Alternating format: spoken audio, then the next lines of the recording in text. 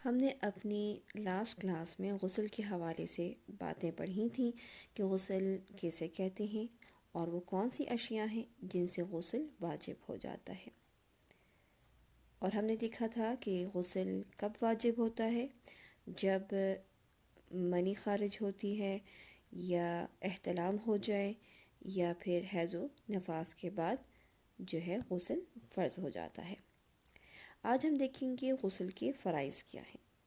تو بہت آسان ہے، غسل کے صرف 2 فرائض ہیں۔ پہلا فرض کیا ہے؟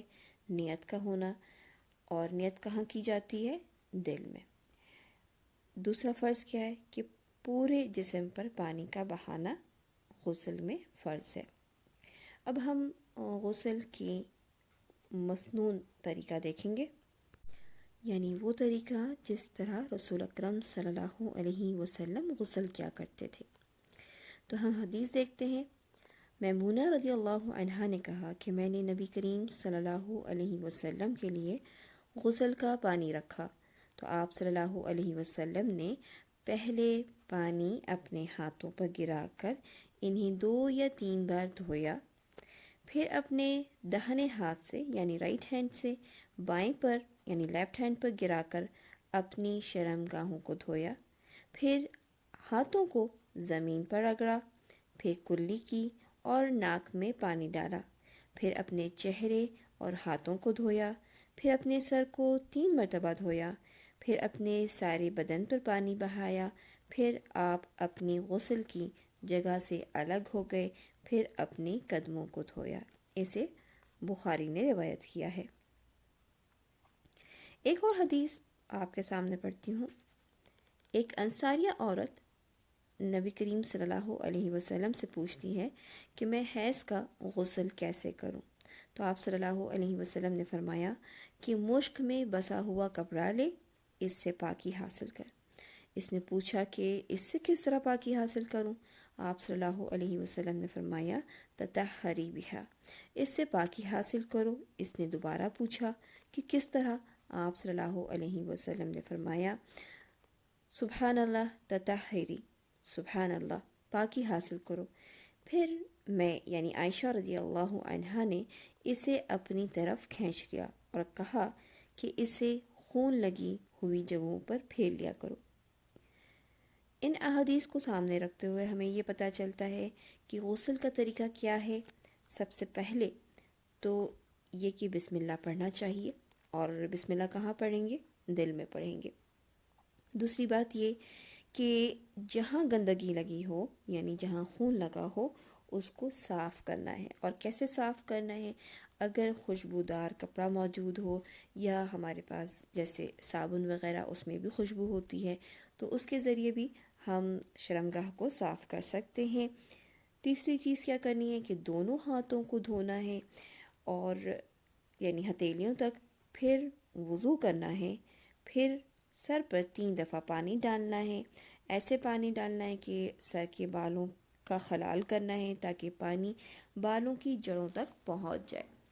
پھر پورے بدن پر پانی ڈالنا ہے۔ کہاں سے شروع کریں گے؟ پہلے سیدھے طرف سے شروع کریں گے، دائیں طرف سے شروع کریں گے، بعد میں لیفٹ کی طرف سے، جہاں تک ممکن ہوگا تمام اعضاء کو اچھی طرح سے مل کر صاف کریں گے۔ آخر میں پاؤں کا الگ سے دھونا ہے، یعنی جب آپ نہا رہے ہوتے ہیں، غسل کر رہے ہوتے ہیں تو پانی آپ کا اوپر سے نیچے کی طرف گر رہا ہوتا ہے پیر کی طرف۔ تو جب ہم پورا نہا لیں تو کیا کریں؟ آخر میں اپنے پیروں کو الگ سے دھو لیں، صاف کر لیں۔ اب ہم یہ دیکھ لیتے ہیں کہ وہ کون سے اوقات ہیں جن پر غسل کرنا مستحب ہے۔ مستحب مطلب یعنی سنت ہے اور جس کا ثواب ہے، اجر ہے۔ تو جمعے کے دن غسل کرنا باعث اجر ہے، یعنی مستحب ہے، پسندیدہ ہے۔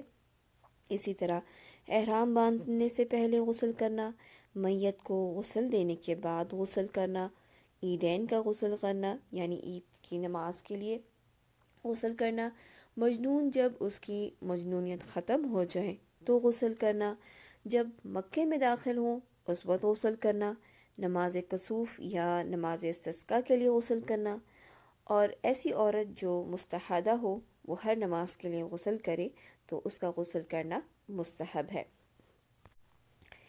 غسل کی 3 مکروہات بھی ہیں، یعنی غسل کرتے ہوئے ان تینوں چیزوں سے بچنا چاہیے۔ کن چیزوں سے بچنا چاہیے؟ پانی کا اسراف کرنے سے، یعنی پانی ضائع کرنے سے بچنا چاہیے، کسی گندی جگہ پر غسل کرنے سے بچنا چاہیے، اور بغیر پردے کے غسل کرنے سے بچنا چاہیے۔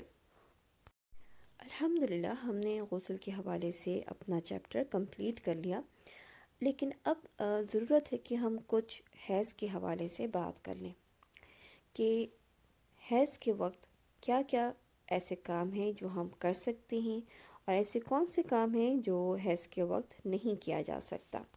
تو ہم یہ دیکھتے ہیں کہ ایسے خاتون جس کو مینسز ہوں وہ تسبیحات، درود، دعائیں، تلاوت کر سکتی ہے۔ کیا نہیں کر سکتی؟ طواف نہیں کر سکتی۔ اور اس کے بارے میں ہم حدیث پڑھ لیتے ہیں۔ حضرت عائشہ رضی اللہ عنہا فرماتی تھیں کہ ہم حج کے ارادے سے نکلے، جب ہم مقام صرف میں پہنچے تو میں حائضہ ہو گئی، یعنی مینسز شروع ہو گئے، اور اس رنج میں یعنی اس افسوس میں رونے لگی کہ رسول اکرم صلی اللہ علیہ وسلم تشریف لائے۔ آپ صلی اللہ علیہ وسلم نے پوچھا تمہیں کیا ہو گیا؟ کیا حائضہ ہو گئی ہو؟ میں نے کہا ہاں۔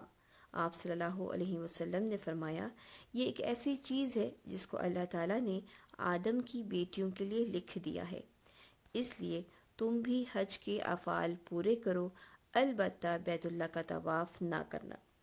یعنی اس حدیث سے ہمیں یہ پتہ چلا کہ رسول اکرم صلی اللہ علیہ وسلم نے حضرت عائشہ رضی اللہ عنہا کو تمام کام کرنے کی اجازت دی، اور جس کام سے روکا وہ کیا تھا؟ طواف کرنا۔ تو جن چیزوں کی اجازت دی اس میں کیا باتیں آئیں؟ یعنی باقی لوگ جو حج میں کیا کر رہے ہوتے ہیں، تسبیحات پڑھتے ہیں، درود پڑھتے ہیں، دعائیں کرتے ہیں، تلاوت کرتے ہیں، اللہ تعالیٰ کا ذکر کرتے ہیں، تو آپ صلی اللہ علیہ وسلم نے عائشہ رضی اللہ عنہا کو ان میں سے کسی چیز سے بھی منع نہیں کیا۔ دوسری چیز ہم دیکھتے ہیں کہ عیدگاہ اور دعاؤں میں شامل ہونا حائضہ کے لیے اجازت ہے۔ کیا چیز منع ہے؟ نماز کی جگہ پر جانا منع ہے۔ اس کی دلیل دیکھتے ہیں۔ میں نے آپ کو یہ کہتے ہوئے سنا تھا کہ جوان لڑکیاں، پردہ والیاں اور حائضہ عورتیں بھی باہر نکلیں اور مواقع خیر میں اور مسلمانوں کی دعاؤں میں شریک ہوں، اور حائضہ عورت جائے نماز سے دور رہے۔ حفصہ رضی اللہ عنہا کہتی ہیں کہ میں نے پوچھا کیا حائضہ بھی؟ تو انہوں نے فرمایا کہ وہ عرفات میں اور فلاں فلاں جگہ نہیں جاتی، یعنی جب وہ ان مقدس مقامات میں جاتی ہیں تو پھر عیدگاہ کیوں نہ جائیں۔ اسے بخاری نے روایت کیا ہے۔ اس سے بھی ہمیں کیا پتہ چلا کہ جو حائضہ عورت ہے یا خاتون ہے وہ عیدگاہ جا سکتی ہے، دعاؤں میں شامل ہو سکتی ہے، لیکن نماز کی جگہ پہ نہ جائے۔ نماز جہاں پہ پڑھی جا رہی ہو وہاں سے وہ عورت دور رہے۔ تو آگے مزید ہم چیزیں دیکھتے ہیں کہ ایک حائضہ خاتون جائے نماز اٹھا سکتی ہے، مسجد سے گزر سکتی ہے، تلاوت قرآن پاک سن سکتی ہے، لیکن مسجد میں بیٹھ نہیں سکتی۔ ٹھیک ہے، اس کی دلیل دیکھتے ہیں۔ حضرت عائشہ رضی اللہ عنہا سے روایت ہے کہ مجھے رسول اکرم صلی اللہ علیہ وسلم نے فرمایا مجھے مسجد سے جائے نماز اٹھا کر دو، تو میں نے کہا میں تو حائضہ ہوں، تو آپ صلی اللہ علیہ وسلم نے فرمایا تیرا حیض تیرے ہاتھ میں نہیں ہے۔ اسے مسلم نے روایت کیا ہے۔ ایک اور حدیث دیکھتے ہیں۔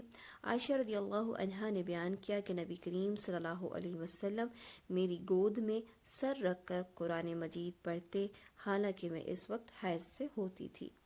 تو اس سے کیا معلوم ہوا کہ ایک خاتون جسے مینسز ہوں وہ قرآن مجید کی تلاوت سن سکتی ہے، مسجد میں بیٹھ نہیں سکتی، لیکن مسجد سے گزر سکتی ہے، وہاں اگر کوئی چیز رکھی ہوئی ہے تو اسے اٹھا کر لا سکتی ہے۔ اب آخری چیز ہم دیکھیں گے تلاوت قرآن پاک کے بارے میں۔ تو تلاوت قرآن پاک کے بارے میں کہ کیا ایک خاتون جسے مینسز ہوں کیا وہ قرآن پاک کی تلاوت کر سکتی ہے؟ تو سنن ترمذی میں ایک روایت ہے جس میں آتا ہے کہ نبی کریم صلی اللہ علیہ وسلم نے فرمایا حائضہ اور جنبی قرآن سے کچھ نہ پڑھے، لیکن یہ حدیث منکر ہے اور اس وجہ سے اس پر عمل نہیں کیا جا سکتا۔ اور اس کے بعد ہم یہ دیکھیں گے کہ فتویٰ ہم دیکھ رہے ہیں، اور یہ فتویٰ جو ہے الہدا کی طرف سے پبلش کیا گیا ہے، اور یہ فتویٰ ہے شیخ بن باز کا۔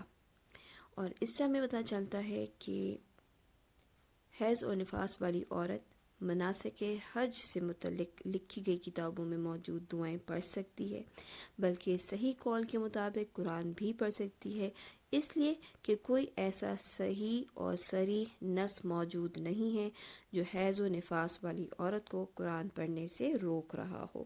صرف جنبی کے لیے حضرت علی رضی اللہ عنہ کی روایت آتی ہے کہ حالت جنابت میں قرآن نہ پڑھے، لیکن حیض و نفاس والی عورت قرآن مجید کی تلاوت کر سکتی ہے۔ اسی کے ساتھ ہمارا آج کا سبق ختم ہوتا ہے۔ سبحانک اللہم و بحمدک، اشہد ان لا الہ الا انت، استغفرک و اتوب الیک۔ السلام علیکم ورحمۃ اللہ وبرکاتہ۔